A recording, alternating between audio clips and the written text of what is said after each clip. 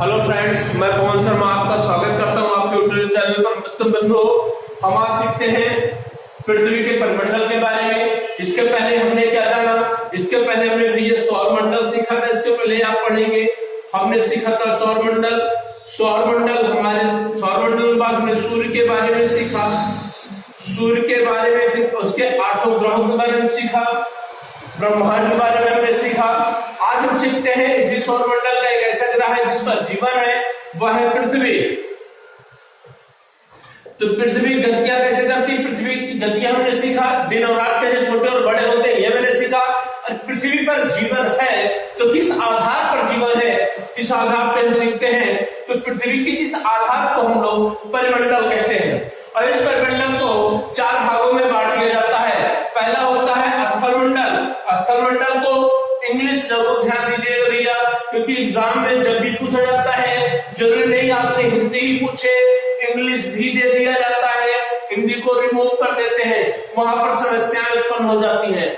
और किसी भी कंडीशन पे अगर पेपर में कोई विवाद हो रहा है तो इंग्लिश ही मानते हैं, हिंदी नहीं, इसलिए इंग्लिश भी ध्यान दीजिएगा।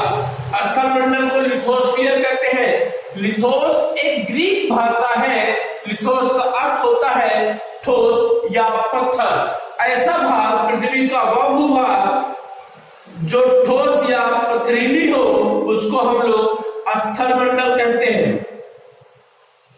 उसको हम लोग क्या कहते हैं भैया, स्थलमंडल कहते हैं। और पृथ्वी का लगभग भूभाग, ये नॉर्थ होता है, ये साउथ होता है, ईस्ट होता है, ये आपका वेस्ट होता है। पृथ्वी का स्थल मंडल लिथोस्फीयर जितना है ज्यादातर आपका नॉर्थ में मिलेगा। ये आपकी इक्वेटर लाइन है, इक्वेटर लाइन से ऊपर जाकर आपको ज्यादातर आपको स्थल मंडल लिथोस्फीयर आपको नॉर्थ में मिलते हैं, अधिकांश भाग स्थल मंडल के।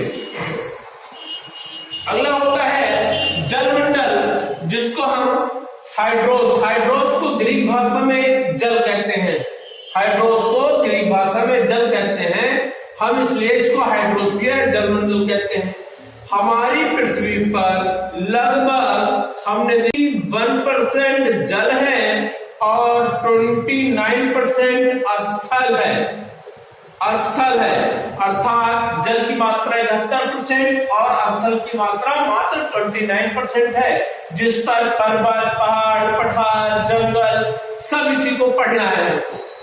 अगला है वायुमंडल। वायुमंडल को इंग्लिश में हम लोग एटमॉस्फियर कहते हैं।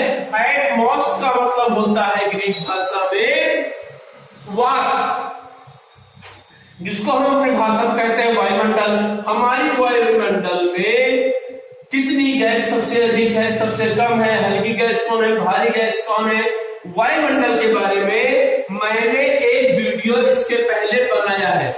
उसको नीचे अभी आपको हम लिंक दे देंगे, आप देख लीजिएगा। पृथ्वी का वह भाग जो सबसे निचला है उसको क्षोभमंडल कहते हैं, जिसको प्रोटोस्फियर कहते हैं। अगला इसके ऊपर वाला भाग है समताप मंडल, इसको स्ट्रेटोस्फियर कहते हैं। इसके ऊपर वाला है मध्यमंडल, इसको मेसोस्फियर कहते हैं। इंग्लिश तक इसके ऊपर है, इसको आयोनोस्फियर कहते हैं। इसका आयोनोस्फियर का महत्व क्या है, तरंगें कहां से परिवर्तित होती हैं, हम नेट वर्किंग जितने भी वर्क होते हैं वो कहां से, किस मंडल से होते हैं, आयन मंडल से होते हैं। कौन सा मंडल का टेम्परेचर बराबर होता है, ये सारी बातें। सौरमंडल क्या महत्वपूर्ण है, ओजोन परत किसमें पाया जाता है, आपका समताप मंडल पाया जाता है। वायुमंडल के लिए कौन सा मंडल उपयोगी है, वह समताप मंडल है। क्षोभ मंडल कहां है, सबसे निचली परत है। ये सब चीज का मैंने एक अच्छे से वीडियो बना के रखा है, आप इसको देख सकते हैं। इसके पहले इसका वीडियो हम लोग पढ़ेंगे, फिर वायुमंडल का हमने बढ़ा चुका है। अब आपको जो पढ़ाना है स्थल मंडल का, जलमंडल का और जैवमंडल का। इन तीनों को मैं एक एक करके पढ़ाऊंगा, लेकिन पृथ्वी के पहले परिमंडल के बारे में जान ले थोड़ा सा। अब पृथ्वी के परिमंडल के बारे में जानते हैं, जैवमंडल के बारे में। जहां पर स्थल मंडल, जिसको हम कहते हैं लिथोस्फीयर या स्थल मंडल, और अगला है आपका जलमंडल, और अगला है आपका जैवमंडल। जहां ये सॉरी स्थल मंडल, जल मंडल, अगला है वायुमंडल। जहां पर ये तीनों मिलते हो उसी को कहते हैं जयमंडल।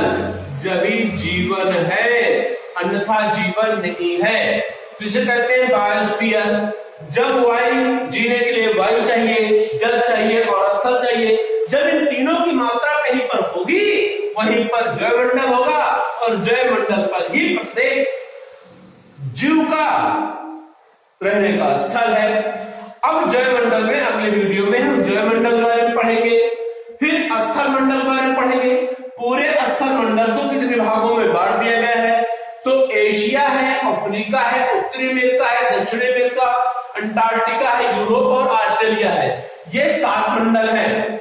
लेकिन अगर पूछा जाए 6 सबसे बड़ी प्लेटें हैं, क्योंकि एशिया और यूरोप जो है ये साथ में है, ये अलग नहीं है, इनके साथ में, इसलिए यूरेशिया भी पढ़ा जाता है।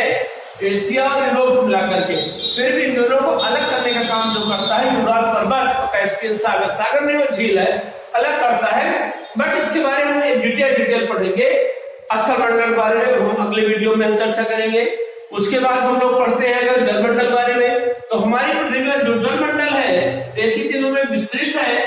और कौन सा जलमंडल कहां पर किस नाम जाना जाता है? जैसे पूरे महासागर को, ओशियन को 5 भागों में बांट दिया गया है।